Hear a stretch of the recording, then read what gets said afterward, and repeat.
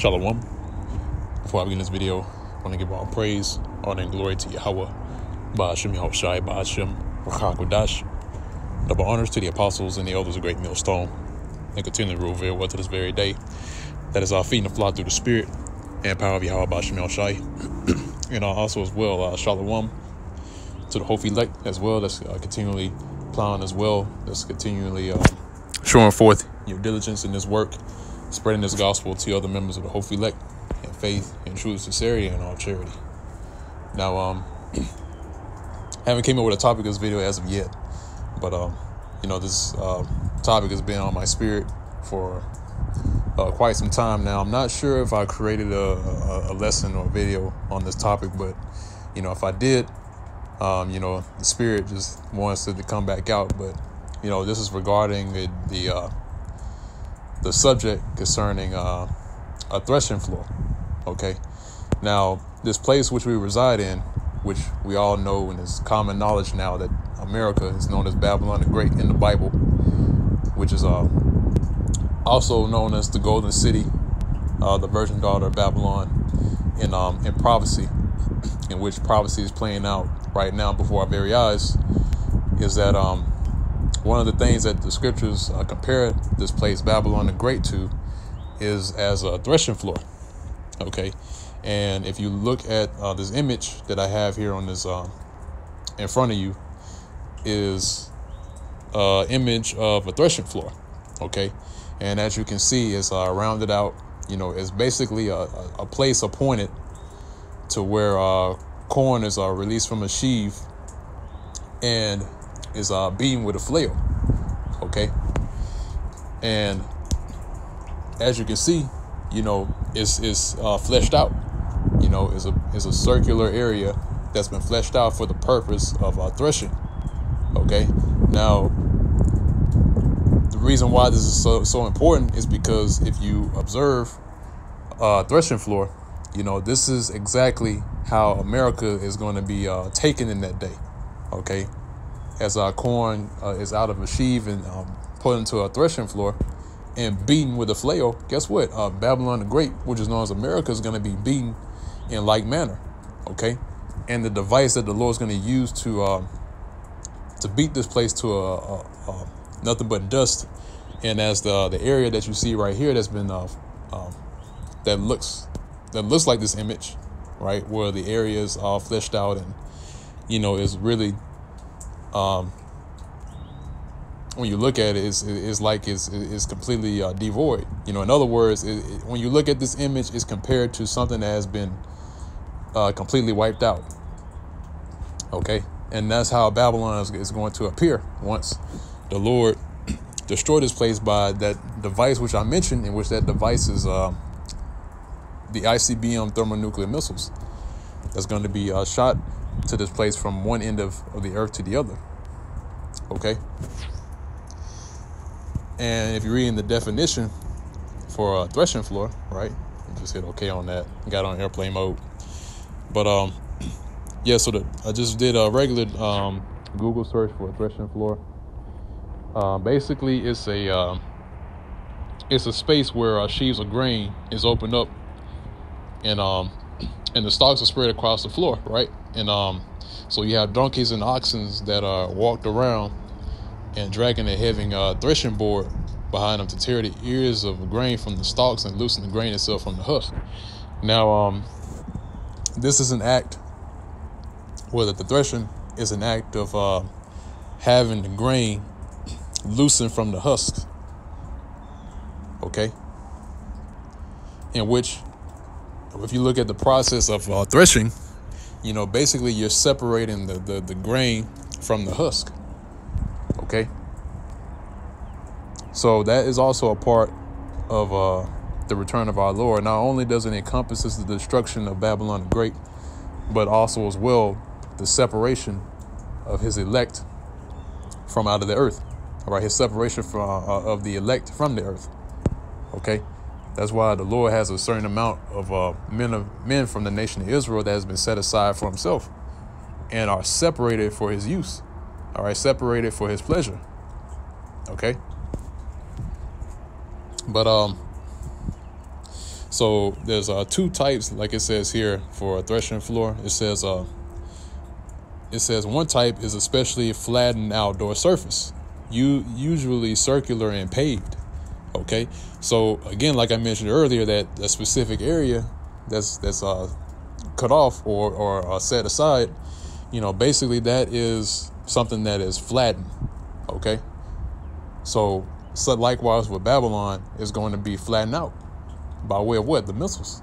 Okay, this place is going to be turned into a complete desert wasteland. And as you can see, that's what you see with the threshing floor. When it's fleshed out, it's wasted. It's as if it's flattened out. Okay.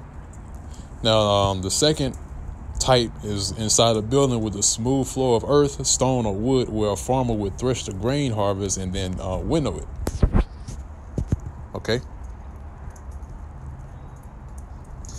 So that's it on that. On concerning the threshing floor, I want to go ahead and jump into the precept I have concerning that. The first one I got is Jeremiah chapter 51, and this is at verse 33. And this is where the Lord compared Babylon the Great as a threshing floor. Okay, so it says, "For thus saith the Lord of hosts, Yahweh Bashim Shai, the power of Israel, the daughter of Babylon, is like a threshing floor." Okay, like I told you earlier in the image. Okay, so Babylon the Great is going to be a threshing floor. Okay, it is time to thresh her. Yet a little while, and the time of our harvest shall come. Okay, and we're nearing that time of harvest right now. Okay, the time of the harvest of Yahweh Bashim Shai, which is what encompasses a harvest. A harvest is a time in a season to where you gather the wheat and other resources together for your use. So, and that's also a part of separation. When you separate the corn from the husk, and you separate the wheat from the tares. Okay, and that's what you're seeing. We're coming into the time of the harvest, to where the Lord is separating the ones that He wants and the ones that He doesn't want. And the ones that He does not want, guess what? He's going to take them and He's going to burn them. All right, Ashley, let me go ahead and get it.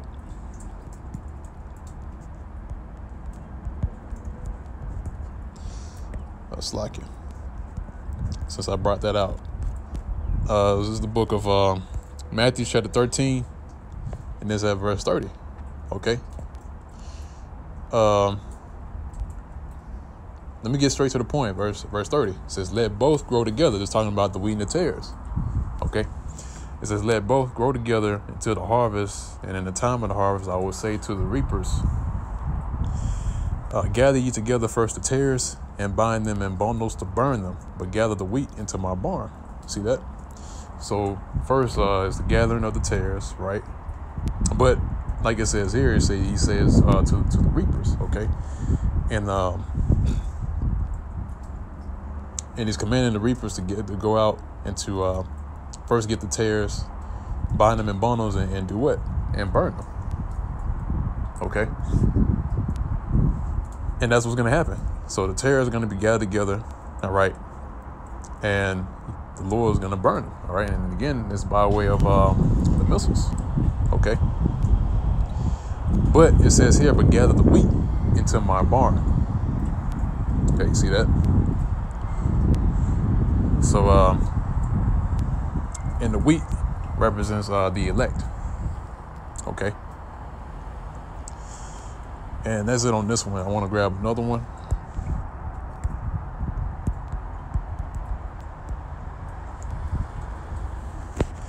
Okay, it should be in Revelations. Let me get it real quick. And then I believe I close it out on this.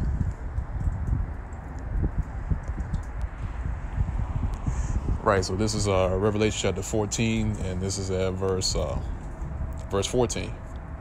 Yeah, Revelation 14:14. It says, "And I looked, and behold, a white cloud, and upon the cloud one sat like unto the Son of Man, having on his head a golden crown, and in his hand a sharp sickle." All right. And this is talking about Yahweh Shai. Okay. "And another angel came out of the temple, crying with a loud voice to him that sat on the cloud, Thrust in thy sickle and reap, for the time is come for thee to reap, for the harvest of the earth is ripe." Okay, and we're in that time. We're in the time to where the harvest of the earth is ripe. Okay, in other words, this place is ready to be taken. Okay, and the best time to overtake a kingdom or a city is when the people are at rest. Okay, because when you're at rest, your defenses are down. Okay, and what do you have here in America? These people are at rest. All right, their defenses are down because they believe that they're going to continue forever. Okay, they deceive themselves. So Yahweh Ba'Shem Shai, or Yahweh by way of his son Yahweh Shai, has caught them at a point to where they're the most vulnerable. Okay, why? Because you have these people have convenience at the tip of their fingers. Okay, and also wickedness is at an all-time high. Okay,